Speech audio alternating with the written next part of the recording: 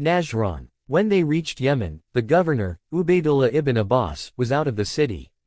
They entered his house and slaughtered his two sons Sulayman and Dawud in the lap of their mother. Ibn Abu al-Hadid writes in his Sharh an-Naj al-Balagha, Volume 1, page .121, that in this raid 30,000 people were killed, excluding those who were burnt alive. Allah says, "And whoever kills a believer intentionally, his punishment is hell, he shall abide in it, and Allah will send his wrath on him and curse him and prepare for him a painful chastisement." 93. This holy verse explicitly says that if a man kills a single believer intentionally, he deserves Allah's curse. And his abode is in hell. Wasn't Muawiyah associated with the murder of believers? Did he not order the killing of Hajar ibn Adi and his 7 companions? Did he not order that Abdur Rahman ibn Hassan al-Ghanzi be buried alive? Many Sunni scholars have reported that Hajar ibn Adi was one of the eminent companions who, along with 7 companions, was brutally murdered by Muawiyah. Their crime was refusing to curse Ali. Imam Hassan was the elder grandson of the Holy Prophet. Was he not included in Ashab al-Kisa, people of the mantle? Was he not one of the 2 leaders of the youths of paradise and a believer of exalted rank? According to the reports 9, Muawiyah sent poison to Asma, Judah, and promised her that if she killed Hassan ibn Ali, he would give her 100,000 dirhams and would marry her to his son Yazid. After the martyrdom of Imam Hassan, he gave her 100,000 dirhams but refused to marry her to Yazid. Would you hesitate to call Muawiyah accursed? Is it not a fact that in the Battle of Siffin the great companion of the Holy Prophet Ammar ibn Yasir, was martyred by Muawiyah's order? All the prominent ulema say with one accord that the Holy Prophet said to Ammar ibn Yasir, "It will not be long before you will be killed by a rebellious and misguided group." Have you any doubt that thousands of devout believers were killed by Muawiyah's subordinates? Wasn't the pure and valiant warrior, Malik Ashtar, poisoned by Muawiyah's order? Can you deny that Muawiyah's chief officials, Amr ibn al-As and Muawiyah ibn Khadij, brutally martyred the commander of the faithful's governor, the pious Muhammad ibn Abi Bakr? Not content with that, they put his body into the carcass of a donkey and set it on fire. If I were to give you the details about the believers killed by Muawiyah and his officials, it would require not one night, but several. Do you gentlemen still doubt that Muawiyah deserves to be cursed? 10. Slaying Shia Muslims had begun since Imam Ali's term. After Imam's forces dispersed and there was no security found but in Iraq, Muawiyah deployed his troops along with some envoys to various areas, among whom were Busr ibn Artat, Sufyan ibn Awf Ghamidi and Da'q ibn Qays. Their responsibility in cities was to trace and kill any Shia they noticed at Muawiyah's behest.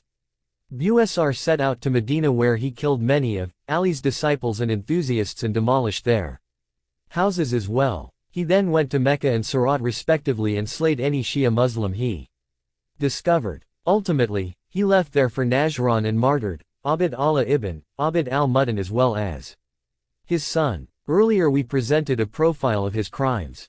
Among areas that Busr passed en route and plundered was an area the residents of which were from the tribe of Hamdan, Ali's Shia Muslims. Ambushing them, Busr killed numerous men and captured a number of women and children. For the ever first time, Muslim women and children were captured. These measures were once again adopted later in Karbala. About Busr, Masdi has written that he slayed a number from the tribes of Khuzaa and Hamdan together with a group known as Al-Abna, from Persian race in Yemen. He killed anyone of whose attachment to Ali he heard. Setting out to Anbar, Awf ibn Sufyan martyred Ibn Hassan al-Bakri in addition to Shia's men and women. After Hassan ibn Ali had to compromise with Muawiyah, one of the menaces the Imam felt was the security of Ali's Shia Muslims. Hence it was stipulated within the contract that Ali's disciples should be all endowed with security. Although Muawiyah had conceded it, immediately on the same day he announced that he would disregard the entire commitments. Muawiyah's governor of Kufa, Ziyad's main mission was to suppress the Shia Muslims of Kufa. Throughout Iraq, he was always seeking after Shia Muslims and anywhere tracing he slayed them, Ibn Otham said. The first measure taken by Ziyad was cutting off the hands of those nearly 80 who were not convinced to swear allegiance to him. Ziyad's harsh treatment in Basra, with a group of the Kharijites in addition to Shia Muslims, was proverbial. He had declared a kind of martial law in Basra. At nights, following the night prayer, the opportunity people had for staying outdoors was as long as reciting the Surah chapter of the cow. During the curfew, Ziyad's soldiers slayed anyone they traced. Historians have introduced Ziyad as the ever first one who drew his sword to people, arrested them by accusing them and chastised them with suspicion. Among the Shia Muslims martyred by Ziyad were Muslim ibn Zaymir and Abd Allah ibn Nujah, who were both from the tribe of Hadram. In a letter to Muawiyah succeeding Hur's martyrdom, Imam Husayn had commemorated their martyrdom too. He cut off the limbs of people and blinded them. Muawiyah himself murdered a great number as well.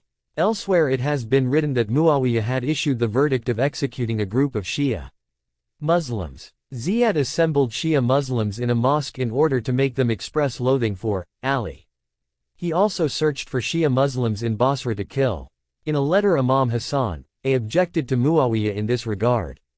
Treating the same way, Samura ibn Jundub, a substitute for him in Basra, had allegedly augmented the number of orphans in Basra and massacred nearly 8,000 people until Ziyad objected.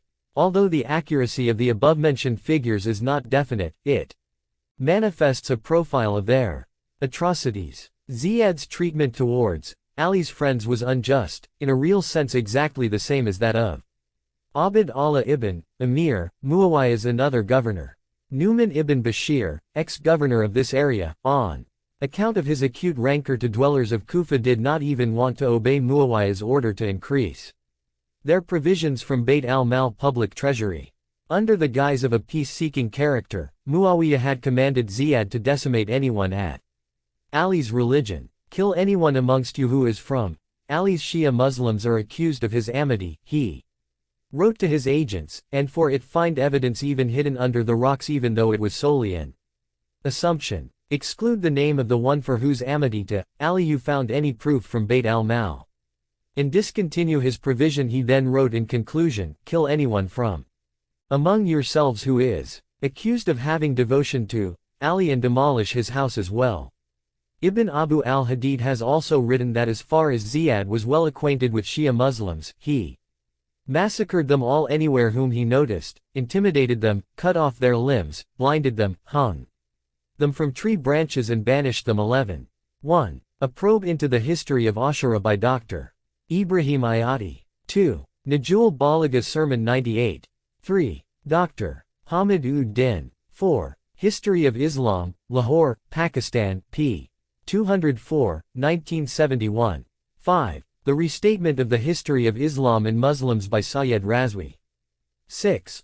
Like Allama Samhudi in Tariq al-Madina, Ahmad ibn Hanbal in Musnad, Sibt ibn Jazi in Tadkira, page 163. 7. A. Flat al-Faraj Isfahani and Allama Samhudi in Tariq al-Madina, Ibn Khalikan, Ibn Asakir and Tabari in their histories. Ibn Abu al-Hadid in Shar and Naj al-Balagha, Volume 1, and many others of notable ulema. 8. Ibn Asakir and Yaqub ibn Sufyan in their histories. Bayhaqi in his Dalal, Ibn Abd al-Barr in Istiab, and Ibn Athir in Kamil. 9. Of Masdi, Ibn Abd al-Barr, A. Flat al-Faraj Isfahani, Tabaka of Muhammad ibn Said, Tadkira of Sibt ibn Jazi, and other.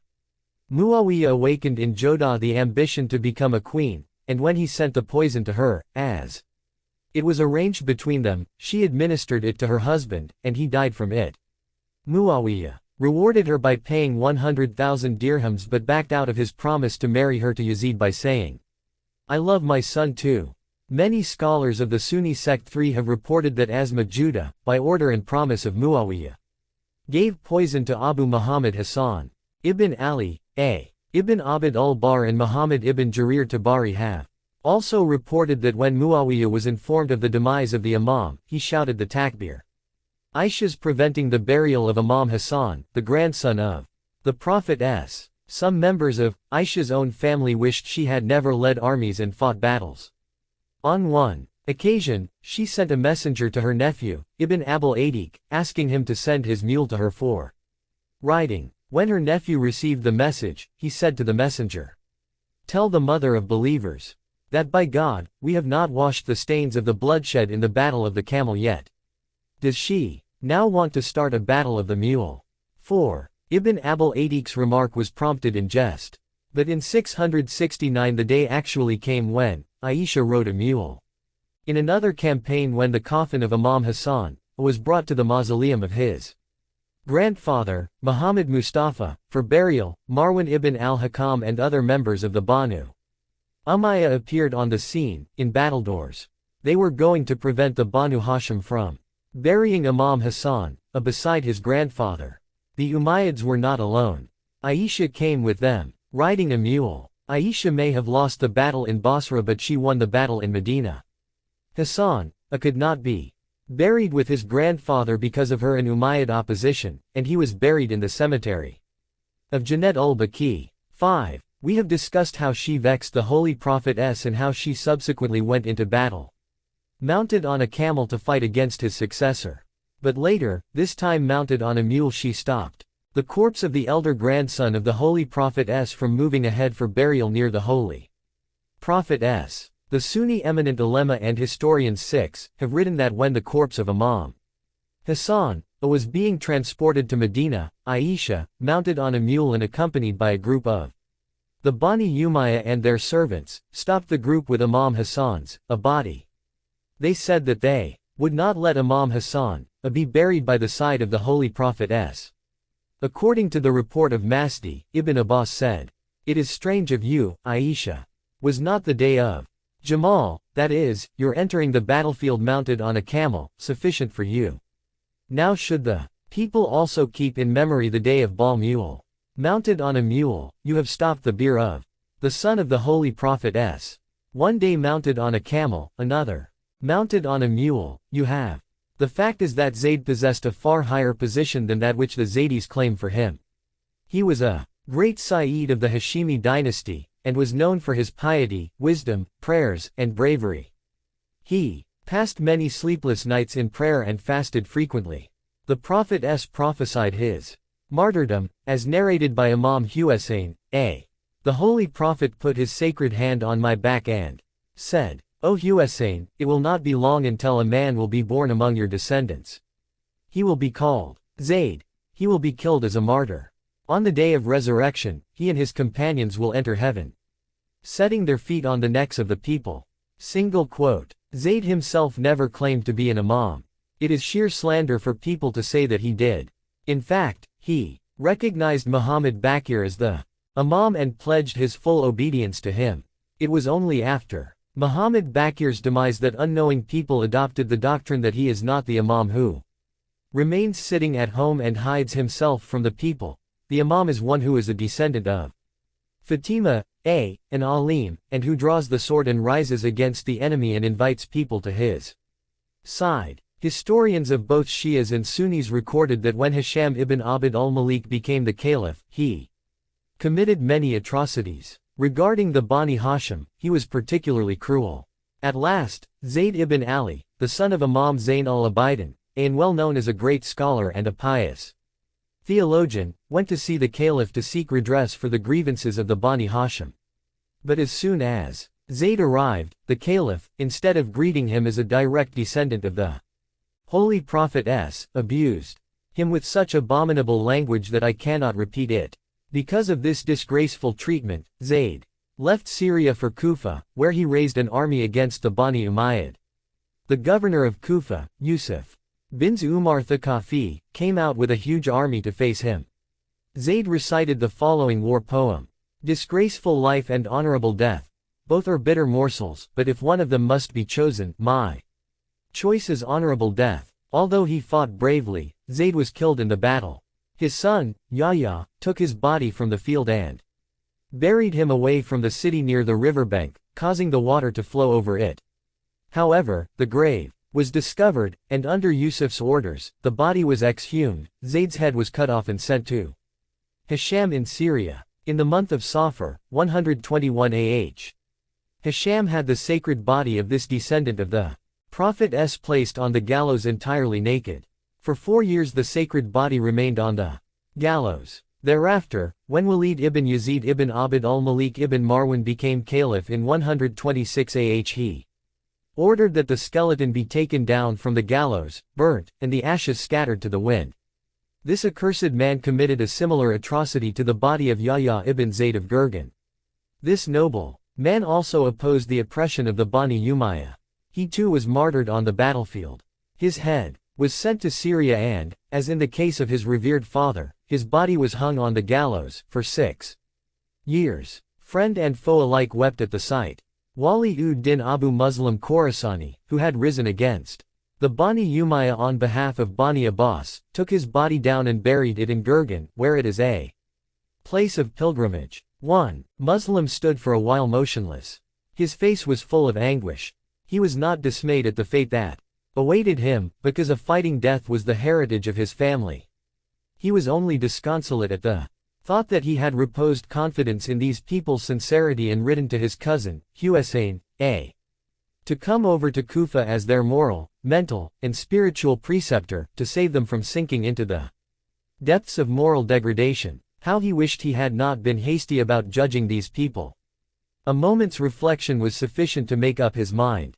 At least there was one man with him who could be relied upon. If he could only send a message to Husayn, through Hani ibn Urwa about the treachery of the people of Kufa. With these thoughts Muslim turned towards Hani. Before he could give expression to his thoughts, Hani ibn Urwa anticipated his words. In low whispers he said, Muslim, my respected guest, I know what is uppermost in your mind. If God enable me to leave this cursed town in time, I shall rush post-haste to warn our master and Imam to turn back. He hung his head down and, in a tone which was hardly audible, added, as if muttering to himself, Muslim, my duty towards you as your host demands that I should remain here to protect you and shed the last drop of my blood in your defense. But I know that you would like me to attend to the higher duty that we both owe to our master, Husayn ibn Ali. There is hardly time to be lost, and so I bid you farewell. May Almighty God protect you and your innocent sons from the fury of these treacherous fiends. Hani ibn Urwa rushed out of the mosque. He knew that he had to act quickly, if at all he was to succeed in his mission. Before leaving Kufa he had to do something for the safety of the 2 young sons of Muslim who had not yet reached their teens. He was quickly revolving in his mind how he could hide these innocent boys and where. He could not think of anybody known to him who could be trusted to give shelter to them. He hardly had any time at his disposal to make arrangements because his paramount obligation was to convey Muslim's message to Imam Husayn. His quick working mind decided that the children of Muslim must be warned to get out of the house where they were no longer safe and leave the rest to God. On reaching his house, Hani asked his wife to whisk the children out of the house by the back door for their safety. He asked his servant to harness his horse as quickly as he could. Hardly Muhammad and Ibrahim, the young sons of Muslim, had been put on the road to face the world and its turmoils in a strange and unfriendly city. The house of Hani was surrounded by armed troopers sent by Ubaydullah. Hani realized that the hope he had cherished to leave the town and carry the message of Muslim to Husayn was completely frustrated. He unsheathed his sword and fell upon the hirelings of Ubaydullah, with the intention of selling his life as dearly as he could. The odds against him were too heavy. He was soon overpowered and chained and marched off to the court of the governor. After Hani's departure from the mosque, Muslim reflected for a while. At first his mind was put at ease by Hani's assurance that he would carry the warning to Husayn about the happenings in Kufa. But on second thoughts he realized that there was every possibility of Hani being captured before he could leave the town. What if that happened? He had fullest confidence in Hani's sincerity, but how could he be so sure that Hani would be able to make good his escape from Kufa? Although Muslim was fully alive to the lot that would befall his innocent sons on their capture, he realized that the right course for him was to find some other person whom he could trust to carry the message to the Imam. Kneeling in prayer he muttered, Merciful Allah, spare me for a while so that I can send the warning to my Imam. He came out of the mosque slowly. He did not know which way to turn, he only knew that the whole town had turned hostile to him. As soon as he stepped out of the mosque, he saw groups of people collected here and there and engaged in animated conversation. On seeing him coming out, they scattered and walked away as if they had never known him. Muslim realized that they were, one and all, mortally afraid of the reprisals that would befall them if they stood by him. Now he saw how difficult it was for him to find a single person who could fulfill his purpose, where to look for him, where to find him. With a heavy heart, Muslim was now trudging the narrow by lanes of Kufa. The sun was fast descending, and the dark narrow lanes of Kufa becoming darker every moment. Making a hood of his gown to cover his head to avoid identification, Muslim was walking on and on, almost aimlessly ambling. The deserted, cobbled pavements were echoing his footsteps. The only other sound to be heard was of the horses' hoofs as the soldiers were patrolling the streets and searching for him in all nooks and corners. Whilst walking aimlessly, he was furiously thinking how to find someone who could carry his message to Hussein. Soon darkness descended on the whole town. As curfew had been imposed by the orders of the governor, not a soul was venturing out. It became evident to Muslim that, if he walked on, there was every possibility of his being arrested by the patrolmen, and, if that happened, his last hope of finding a messenger would vanish. The events of the day had made him tired in body and soul.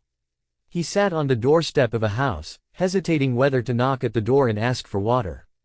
Whilst he was still wavering, he heard the opening of the door against which he was leaning. An old lady stood there with a flickering candle in her hands.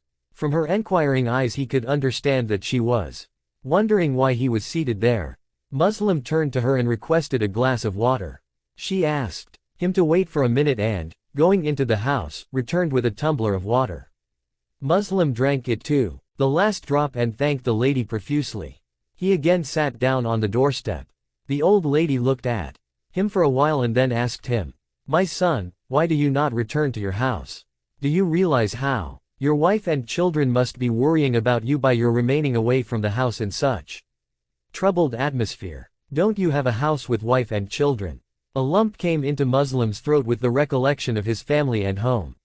Controlling his emotions and checking the tears which were gushing from his eyes, he said, "Good lady, I have a house, but in a distant land. My wife and young daughters are at home and my sons are in Kufa, but perhaps they will wait for me forever." After a brief pause, he added, "In this unfriendly town I have no home and nobody to whom I can turn for shelter."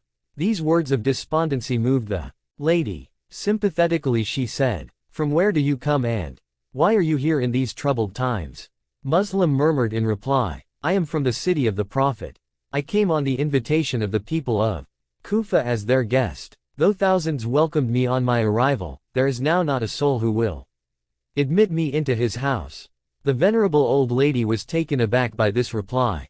She raised the candle she was carrying to bring it nearer Muslim's face. With an exclamation of recognition, she bent down on her knees and said, "My God, you are Muslim, the emissary of my Imam, my beloved Hussein, who is hunted by Ubaidullah's soldiers. How did I not recognize you at the first glance when your words, your accent, your demeanor all had the stamp of people of the Prophet's house." Sobbing bitterly and overcome by contrition, she added, "How will I face my lady Fatima on the day of reckoning when she will ask me, 'Taha, my Hussein's emissary came to you, friendless and shelterless, but you callously and relentlessly turned him out. What reply will I give to her? The least that I can do for you is to give you shelter in my house till an opportunity arises for you to make good your escape from this cursed city whose people are steeped in treachery." Muslim felt reluctant to accept her offer for fear that the God-fearing old lady might be victimized for giving him protection. But on second thoughts he decided to stay in her house with the hope that, if he could avoid arrest for some time, he might be able to find someone to carry his message to Hussein. Taha asked Muslim to remain in the attic of the house. She gave him whatever food there was in the house, but he could hardly partake of anything. How can a person in his predicament relish food? He decided to pass the night in prayers as he had a premonition that this would be his last night. Before retiring into the attic, Muslim told Taha about his desire to send a message to the Imam not to come to Kufa in view of what had transpired. She assured him that when her son, who was in the government armed forces, returned from his beat, she would take him in her confidence and enlist his support in finding some reliable person for this mission. Hardly a few hours had passed when Taha's son returned home. He looked tired and worn out.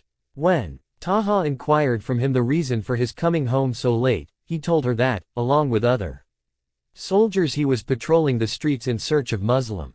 She was aghast at the thought that her son, of all people, should be in the party searching for Muslim, when she herself was so devoted to the house of the Prophet. She strongly protested to her son at the role he was playing. That cunning man turned round and assured his mother that, though he had in the course of his duty to pretend as if he was searching for Muslim, in reality he was as much devoted to Muslim, and the house of the Prophet, as she was. His disingenuous assurances carried conviction to the simple old lady and, after making him swear by his faith, she took her son into confidence and told him everything about the happenings of that evening. The crafty son of Taha was inwardly elated at the thought that he would be able to collect the prize placed on Muslim's head. His first thought was to behead Muslim achieved in his sleep, but, coward that he got scared at the fate that would befall him if Muslim would wake up before he accomplished his purpose. He thought furiously for a few moments and then decided to go and inform Ubaydullah ibn Ziyad that he had Muslim in his house, and he could be easily captured. His warped mind quickly invented an excuse for going out in the dead of night, without arousing the suspicions of his noble mother. He told her that, as in his presence, Hani ibn Urwa, at whose house Muslim and his 2 sons had been staying, had been beheaded, and as the 2 young boys were roaming the streets of Kufa, he thought it his bounden duty to search for them and bring them home so that the father and sons could be reunited. He told Taha that he would also see one of his trusted friends and through him arrange to convey Muslim's message to the Imam for which he was so anxious.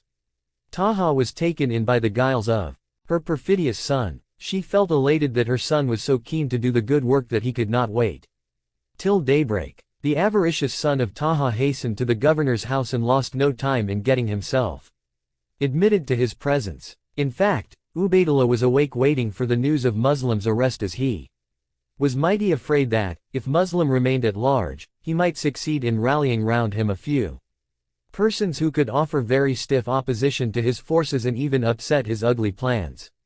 He felt relieved and overjoyed at the tidings brought to him by Taha's treacherous son. He immediately ordered one of the commanders of his forces to get together a well-equipped contingent for Muslim's arrest. Accompanied by mounted soldiers, the traitor returned to his house for Muslim's arrest. Muslim was at that time engaged in prayers. When he heard the beating of several horses' hoofs on the paved roads, he understood that the soldiers had come for his arrest. He snatched his sword which was lying by his side and rushed out. Taha stood at the threshold of her house flabbergasted to see that her son had brought the soldiers for the arrest of her revered guest. She fell on Muslim's feet and cried, "Muslim, my prince, how can I explain to you that I have not betrayed you but my cursed son, whom I trusted and never suspected of such blatant treachery, has ruined me. I shall not let them cross my threshold except over my dead body." Muslim did not require to be told that Taha's averments were sincere. He gently told her, "My benefactor, I know that you have been very kind and considerate to me, and the thought of betraying me cannot even cross your noble and pious mind.